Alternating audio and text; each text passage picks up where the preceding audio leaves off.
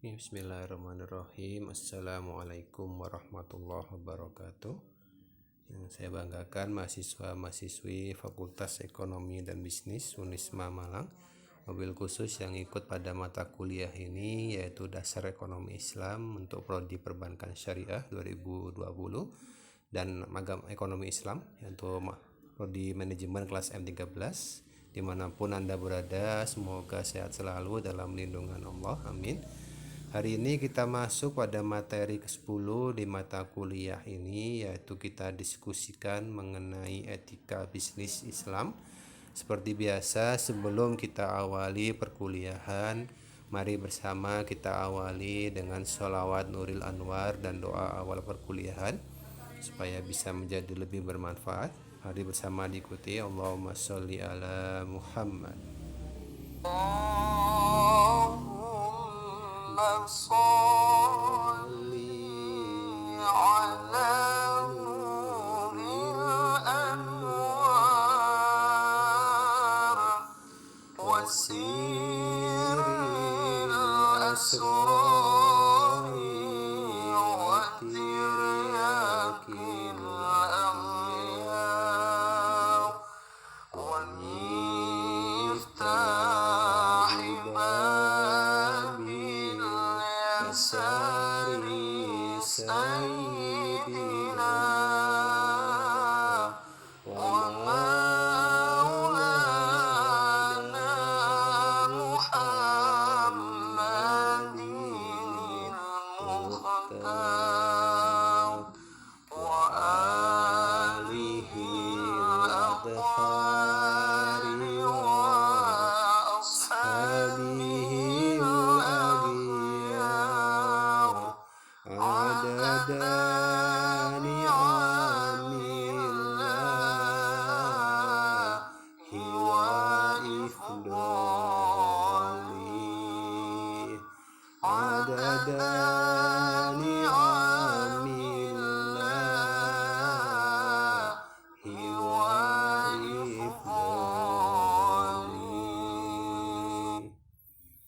Kita lanjutkan dengan doa awal perkuliahan bisyafaati Rasulillah sallallahu alaihi wasallam. Lahumul Fatihah.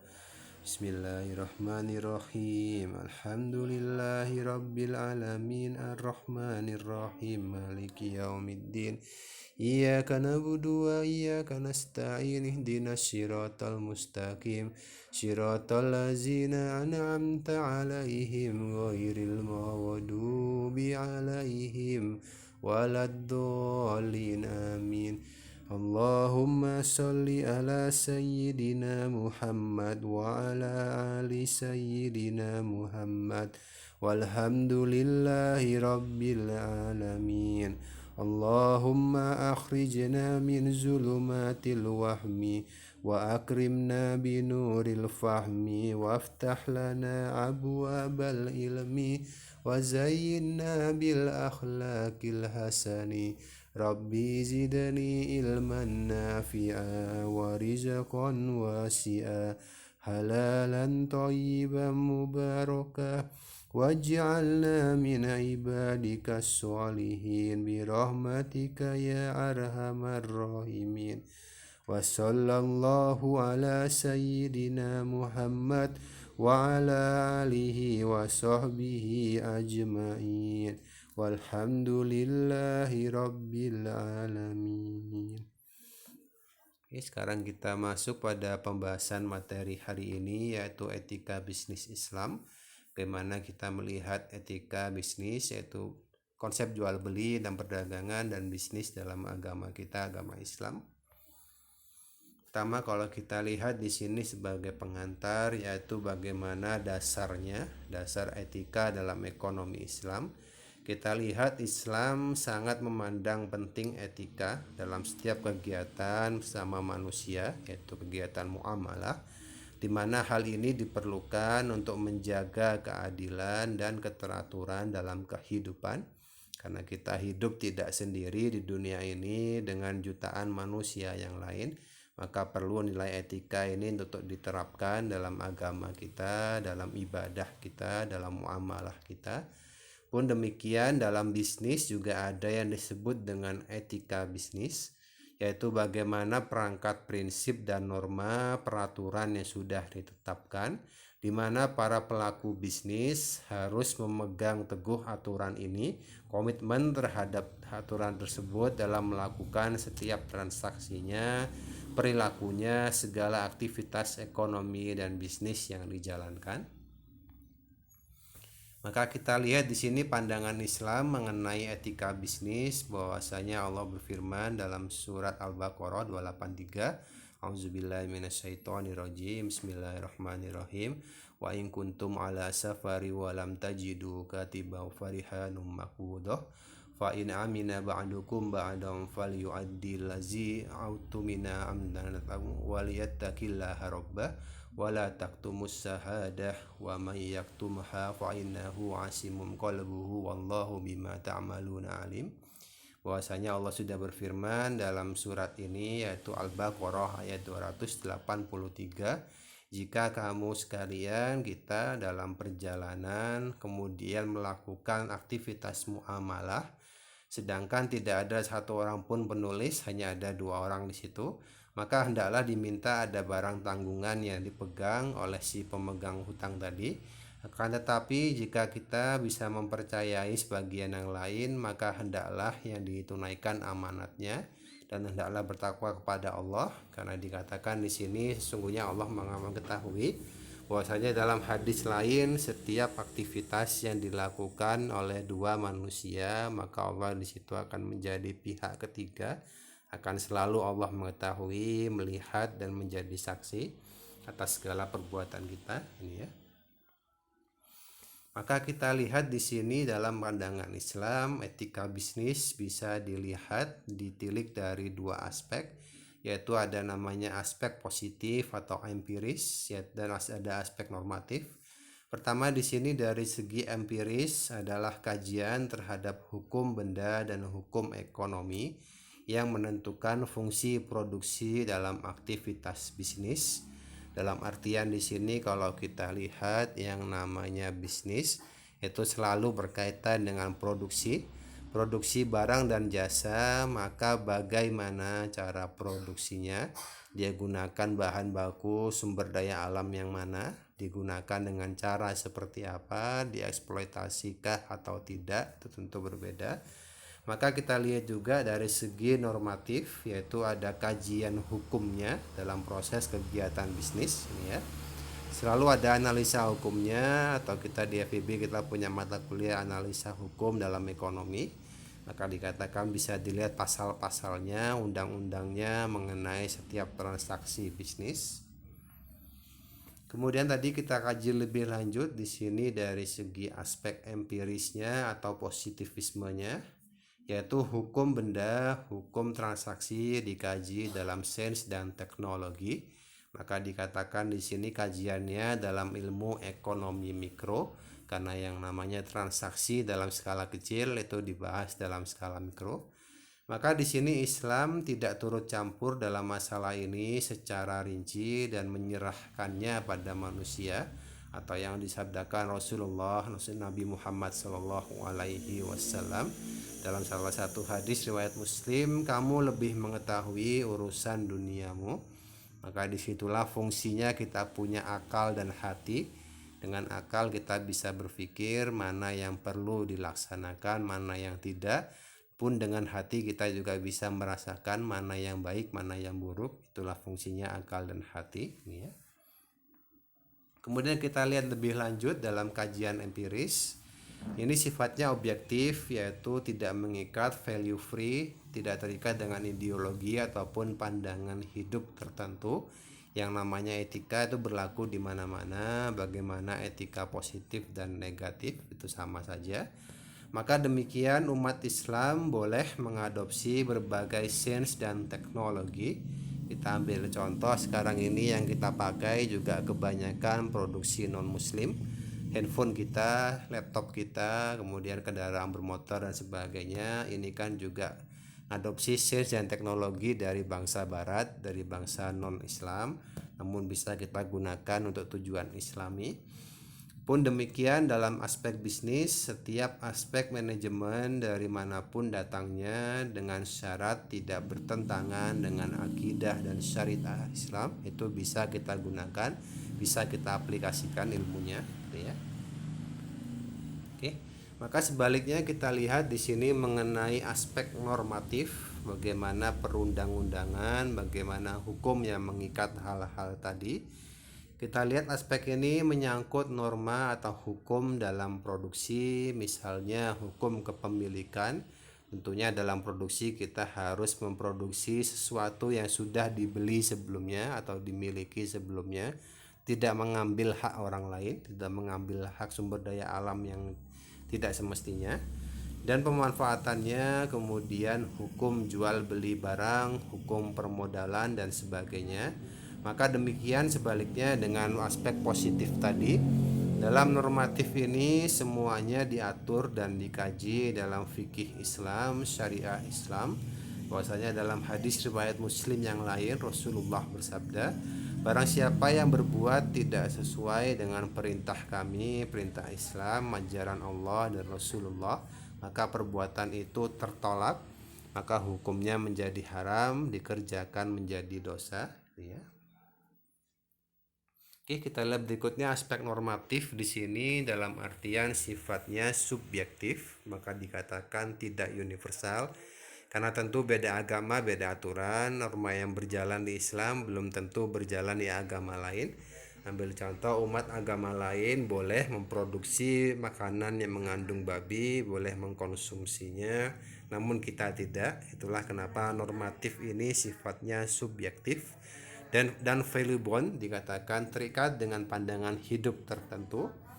Kita lihat juga maka kemudian umat Islam di sini dalam aspek normatif ini tidak boleh mengadopsi norma atau hukum barat dalam berproduksi. Kita ambil contoh hukum barat dalam produksi, tentunya mereka memperbolehkan produksi miras, produksi babi tadi dan sebagainya, selama itu tidak mengganggu hak orang lain, itu diperbolehkan. Tapi tentu berbeda dengan agama kita, agama Islam akan selalu terikat dengan hukum halal dan haram. Apa yang halal kita kerjakan, yang haram kita tinggalkan. Contoh di sini tadi memperbolehkan perusahaan swasta mengelola tambang, memperbolehkan modal dari bank ribawi konvensional dan sebagainya. Oke. Kita lihat berikutnya dalam bisnis selalu terikat dengan istilah Pareto optimum. Jadi kalau kita lihat di sini definisinya adalah pencapaian efisiensi yang terwujud ketika istilahnya adalah no one can be made better off without making someone else worse off. Jadi tidak satu orang pun bisa meningkatkan utilitasnya, meningkatkan keuntungan tanpa dia mengganggu keuntungan orang lain, tanpa dia mengganggu hak orang lain. Maka disebutkan dalam ekonomi konvensional laba menjadi motif tunggal dalam kegiatan bisnis, karena semua bisnisnya ditujukan hanya untuk kegiatan duniawi, semuanya untuk manfaat duniawi, keuntungan duniawi, tidak memikirkan ukhrawi, tidak mempercayai hari akhir. Maka labalah motif tunggal dari kegiatan bisnis dalam ekonomi konvensional. Contohnya tadi di sini laba maksimum secara alamiah akan membuat laba normal dalam pasar persaingan sempurna terakumulasi melalui proses profit multiplication sehingga perusahaan menjadi besar dan muncul kecenderungan menjadi perusahaan monopoli. Kita ambil contoh di Indonesia, perusahaan-perusahaan besar kemudian bisa memiliki banyak anak cabang. Ambil contoh MNC, dia punya industri televisi, punya perbankan, punya supermarket dan sebagainya. Ini dinamakan dengan laba normal menjadi profit multiplication, gitu ya. Oke, kita lihat kemudian di sini beberapa cara bisnis oleh Rasulullah Nabi kita Muhammad SAW, beberapa konsep etika beliau. Pertama, Rasulullah selalu menjunjung tinggi kejujuran sebagai prinsip esensial dalam bisnis Islam. Selalu disebutkan oleh Rasulullah dalam berdagang saat itu sebelum diangkat menjadi Rasul. barang ini didapatkan dari mana, harganya berapa, kualitasnya berapa, tidak ada penipuan sedikit pun, tidak ada informasi yang disembunyikan. Dikatakan yang baik dikatakan baik, yang buruk juga pun demikian dikatakan buruk oleh beliau. Maka Rasulullah juga kedua sangat sadar tentang signifikansi sosial dalam bisnis. Itulah muncul istilah saat ini sosiopreneur. Jadi ada pengusaha yang kemudian punya muatan sosial dalam bisnisnya, dia memberdayakan masyarakat yang lain. Kemudian dia misalkan tetangga-tetangganya yang menganggur diajak jadi tenaga kerjanya. Itulah dinamakan dengan signifikansi sosial dalam bisnis. Bisnisnya tumbuh dengan keuntungan yang sangat besar bagi masyarakat luas. Nomor 3, tidak melakukan sumpah palsu. Jadi disebutkan tadi oleh Rasulullah, selalu yang baik dikatakan baik, yang buruk dikatakan buruk. Ketika itu ada salah satu riwayatnya, Rasulullah melihat pedagang di pasar, pedagang kurma, dia menjual kurma yang kering dan basah dicampur ketika dibeli oleh pembeli. Yang basah ditaruh di bawah, yang kering di atas, jadi nggak kelihatan. Itu tentu cara yang salah, karena bagi Rasulullah itu sangat menipu oleh konsumennya. Maka di sini dikatakan tidak ada sumpah palsu, yang baik katakan baik, yang buruk katakan buruk. Ramah tamah dalam aktivitas jual beli, karena di sini yang namanya jual beli kan selalu berkaitan dengan sesama manusia. Maka ramah tamah, saling membantu, saling memahami, jadi sama-sama paham bagaimana kualitas barangnya, bagaimana harga yang ditetapkan gitu ya. Tidak ada eksternalitas dan kerusakan alam yang ditimbulkan. Selalu dikatakan oleh Rasulullah yang namanya sumber daya alam ini kan amanah, tidak digunakan oleh kita saja, sampai nanti 100-an tahun lagi, 1000 tahun lagi, anak cucu kita juga memerlukan sumber daya alam ini. Maka tentu perlu kita perhatikan alam yang ada jangan sampai rusak hanya karena produksi semata, hanya karena keuntungan semata. Kemudian tidak ada penimbunan yang misalkan terjadi sebelum hari raya Idul Fitri, tahun baru dan sebagainya. Itu kadang kita lihat barang-barang jadi langka, dikatakan stoknya tipis, stoknya kurang, tapi sebetulnya ada, hanya ditimbun oleh pedagang tertentu, itu tidak boleh. Kemudian melakukan takaran timbangan dengan benar. Rasulullah pun demikian, dalam Al-Quran disebutkan mencurangi timbangan adalah hal yang sangat besar dosanya. Kemudian segala transaksi dalam bisnis terbebas dari riba. Jadi modalnya didapatkan dengan modal yang tidak ribawi pun dengan keuntungannya. Ini ya, beberapa hal konsep etika bisnis baginda Rasulullah. Maka kita lihat pilar-pilar dalam etika bisnis Islam, bahwa pada dasarnya Islam sangat mengatur keutamaan pentingnya etika dalam bermuamalah. Karena muamalah ini kan terjadi sesama manusia, tidak ada manusia yang mau dirugikan. Maka pun demikian dalam bisnis sangat diatur pentingnya etika. Untuk itu ada beberapa pilar dalam etika bisnis, diantaranya tauhid, keadilan, kebebasan, kehendak, dan pertanggungjawaban. Jadi tauhid ini sudah pasti, yaitu keimanan bahwasanya kita percaya, kita yakini semua aktivitas yang kita jalankan itu diketahui, itu dilihat oleh Allah dan akan diminta pertanggungjawaban. Maka di sini keadilan menjadi penting, jangan sampai kita hanya memikirkan keuntungan pribadi tapi kita mencurangi pembeli, ya. Maka demikian kebebasan kehendak, dalam artian Islam itu sangat indah sebetulnya. Dalam Islam kita diperkenankan berbisnis, bekerja di bidang apapun, hanya satu syaratnya, tidak melanggar syariat Islam. Jadi kita berdagang toh cuma simpel, tidak berdagang babi, tidak berdagang minuman keras. Jadi kita bisa jualan macam-macam. Kita bisa jualan makanan ringan, kue, snack, pakaian dan sebagainya. Namun demikian dengan kebebasan tadi tentunya semua diminta pertanggungjawaban pada nantinya. Jadi tentu kita lakukan semuanya dengan penuh amanah, kita lakukan dengan benar, dengan jujur semuanya, ya. Oke, kita lihat pertama tauhid dalam etika bisnis Islam. Jadi di sini ada tauhid rububiyah dan uluhiyah. Tauhid rububiyah adalah keyakinan penuh semua yang ada di dunia ini adalah milik Allah dan akan kembali kepada Allah. Maka tauhid uluhiyah menyatakan adanya aturan dari Allah dalam menjalani kehidupan. Maka demikian dalam etika bisnis Islam, kedua tauhid ini berhubungan satu sama lain. Karena misalkan setiap aset, harta dalam transaksi bisnis adalah milik Allah, maka manusia hanya bersifat amanah, hanya memegang amanahnya.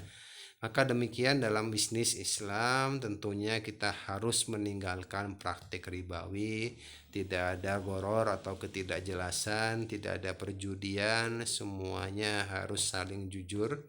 Terhindar dari jual beli barang yang haram adalah wujud dari keyakinan tauhid ini. Kita lanjutkan, kemudian keadilan tadi. Dalam segala jenis bisnis yang dijalankan Rasulullah Muhammad SAW, beliau mengutamakan keadilan sebagai standar utama. Kedudukan dan tanggung jawab para pelaku bisnis dibangun melalui prinsip akad saling setuju antar rodin minkum, saling mengetahui, saling menyetujui, saling sepakat. Itu menjadi dasarnya. Ditinggalkannya transaksi ribawi dan memasyarakatkan kontrak mudharabah atau kontrak musyarakah dengan sistem bagi hasil yang sesuai dengan nilai Islami. Karena sistem profit and loss sharing ini, PLS ini, dalam dua transaksi dianggap lebih mendekati keadilan dan keseimbangan. Maka kemudian beberapa hal penting menjadi pilar dari keseimbangan keadilan dalam etika bisnis Islam di sini, yaitu dimensi horizontal, bagaimana kita dengan manusia yang lain dalam kegiatan muamalah kita. Kita harus pahami tidak ada manusia yang mau dirugikan, maka sebagai penjual, sebagai produsen, kita harus memperhatikan betul barang dan jasa yang kita jual, yang kita tawarkan, jangan sampai merugikan sedikit pun pada para pembeli. Kedua, jujur dalam transaksi. Ketiga, tidak ada yang merugikan ataupun dirugikan. Ini ya, antar rodin minkum, saling setuju, saling sepakat. Oke, berikutnya kita lihat kebebasan dalam etika bisnis Islam. Pada dasarnya transaksi ekonomi dalam Islam mengenai asas hukumnya adalah halal, dalam artian kita dipersilahkan melaksanakan aktivitas ekonomi sesuai kemampuan kita, sesuai keinginan kita bisa menumpahkan kreativitas, bisa modifikasi dan ekspansi seluas-luasnya. Bahkan transaksi bisnis juga dalam Islam diperkenankan dengan siapapun secara lintas agama. Jadi kalau kita punya teman non-muslim, kita punya teman Kristen, teman Hindu atau Buddha dan sebagainya, dia misalkan mengajak bisnis pakaian, bisnis makanan ringan dan sebagainya, itu kita ikuti saja selama tadi mengenai halal dan haramnya diperhatikan betul. Maka poin penting pada pilar ini diantaranya yaitu pertama, kebebasan melakukan kontrak bisnis. Kedua, dapat dilakukan dengan siapapun, baik sesama muslim maupun dengan non-muslim. Ketiga, bila orang lain melakukan hal yang tidak etis, tidak berarti boleh ikut-ikutan. Kalau kita lihat pedagang lain curang, kita lihat ada penjual yang curang, ya sudahlah, kita lihat aja. Atau nantinya pastinya akan diketahui cepat atau lambat, pembeli pasti paham, konsumen pasti mengetahui ini, ya. Oke, terakhir kita lihat tanggung jawab dalam etika bisnis Islam. Wujud dalam tanggung jawab ini adalah transaksi yang fair, adil, dan bertanggung jawab. Nabiullah Muhammad SAW selalu menunjukkan integritasnya dalam segenap klausa kontrak dengan pihak lain dalam hal jual beli, transaksi, pengiriman barang selalu tepat waktu, pun demikian dengan kualitas barang yang terbaik. Di samping itu, Rasulullah juga kerap mengaitkan proses ekonomi dengan pengaruhnya terhadap masyarakat dan lingkungan. Untuk itulah Rasulullah selalu melarang diperjualbelikannya produk tertentu. Poin-poin penting diantaranya ada konsekuensi dari perbuatan, yaitu bahwasanya semua yang kita lakukan punya nilai tanggung jawab kepada Allah. Allah pasti melihat, Allah pasti mengetahui, kita pertanggungjawabkan nantinya. Maka demikian harta hanyalah amanah yang harus dipertanggungjawabkan. Jadi bisnis yang kita jalankan, kita mencari profit, iya. Tapi jauh lebih baik, alangkah indahnya kalau itu kita niatkan untuk mencari keuntungan yang lebih besar. Kita tujuan kalau kita mencari bisnis, kita menjalankan bisnis dengan profit yang diperoleh, kita bisa berzakat lebih banyak, bisa berinfak lebih banyak, itu tentu yang terbaik, ya. Oke, kesimpulannya dari materi hari ini kita lihat, pada dasarnya agama Islam selalu membebaskan, dengan sangat indahnya memberikan kebebasan individu atau umat untuk melakukan kegiatan ekonomi dan bisnis sesuai kemampuan masing-masing, sesuai keahlian bidang masing-masing. Namun demikian, selama bisnis yang dijalankan ini tidak ada pelanggaran atas hukum Islam, syariat Islam, ataupun menimbulkan kemudaratan seperti misalnya produksi barang haram, adanya eksploitasi sumber daya alam dan sebagainya. Contoh di sini di bawah ada dua gambar, yang kiri Aqua, yang kanan Microsoft. Jadi di sini ada perbedaan dan persamaan antara kedua perusahaan ini. Jadi kalau kita lihat pertama dari segi persamaannya, kedua perusahaan ini pemiliknya, pengusahanya di awal-awal dulu sama-sama dibilang orang gila. Jadi Microsoft pemiliknya Bill Gates saat itu mengatakan nanti suatu hari di setiap rumah akan ada PC. Saat itu PC, komputer, apalagi laptop dan HP itu belum ada ya. Itu masih menjadi hal yang langka, tapi Bill Gates sudah mengatakan suatu hari PC Microsoft akan tertanam di setiap rumah. Sekarang kita lihat rumah mana yang tidak ada laptop, di mana yang nggak ada komputer, semuanya ada. Pun demikian dengan Aqua, Pak Tirta Utomo pemiliknya, pengusahanya saat itu mengatakan nantinya suatu saat air minum dalam kemasan akan dikenal dengan Aqua. Jadi kita bisa lihat sekarang kalau kita beli minuman, kita beli ke warung, pasti yang kita tanya, Aqua ada bu, Aqua ada pak, dan sebagainya, itu ya. Karena inilah contohnya kita lihat, jadi saat itu juga sama, di tahun 1990 di saat pendirian perusahaan Aqua ini, saat itu semuanya belum ada. Jadi kita lihat minuman kemasan yang sering kita minum saat ini itu belum ada. Karena air juga masih bersih di mana-mana, semua orang bisa ngerebus air sendiri untuk kemudian dijadikan minumnya. Namun sekarang kita lihat semakin langka, semakin sedikit, maka terjadilah perusahaan Aqua ini semakin besar. Namun kalau kita lihat dari segi perbedaan, tentu di sini ada hal yang mencolok yang kelihatan ya. Kalau dari saya pribadi lebih suka dengan Microsoft karena mereka sangat ramah terhadap lingkungan, tidak ada eksploitasi sumber daya alam, pun demikian dengan residu sampahnya pun juga tidak banyak. Namun demikian kita lihat contohnya Aqua tadi, walaupun ini perusahaan Indonesia, namun sekarang faktanya sudah diambil alih Danone, perusahaan dari Prancis.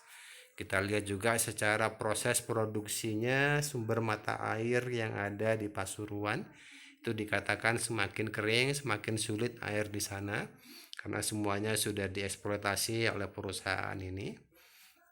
Pun demikian kita bisa lihat faktanya dari segi residunya, setiap selesai diminum sudah pasti dibuang, akan menjadi sampah. Itulah perbedaannya ya. Jadi kita lihat di sini, itu intinya etika bisnis dalam Islam. Tentunya dalam Islam kita diperkenankan dalam berbisnis, kita diperbolehkan berbisnis karena intinya Rasulullah pun mengatakan 9 dari 10 pintu rezeki itu ada di perniagaan, ada di bisnis jual beli. Namun demikian dalam bisnis yang kita jalankan, yang kita terapkan, tentu ada hal-hal yang harus diperhatikan. Bagaimana amanahnya, bagaimana tanggung jawabnya terhadap konsumen, terhadap Allah, terhadap keyakinan agama kita.